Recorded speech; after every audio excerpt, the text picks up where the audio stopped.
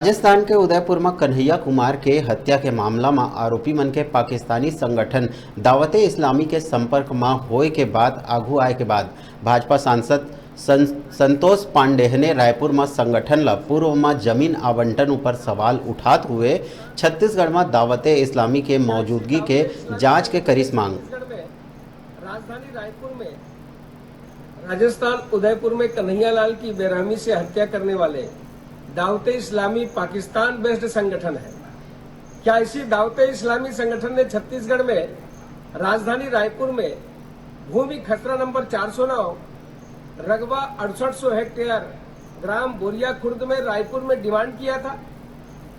28/12/2021 को डिमांड किया गया और 29/12/2021 को बिना विलंब किए भूपेश बघेल जी की सरकार ने इन्हें प्रदान कर दिया।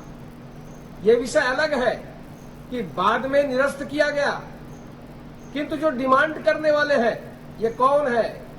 छत्तीसगढ़ में ये पाकिस्तानी संगठन कहां फैले हुए हैं? ये छत्तीसगढ़ के लिए, ये प्रदेश के लिए ये जांच और चिंता का विषय है। हम मांग करते हैं इस संगठन की छत्तीसगढ़ में बस्तर से लेकर के सरगुजा तक कहां फैले हैं, इसकी जांच की जाए और इसके ऊपर तत्काल कार्रवाई करते हुए भूपेश बघेल जी दिखे।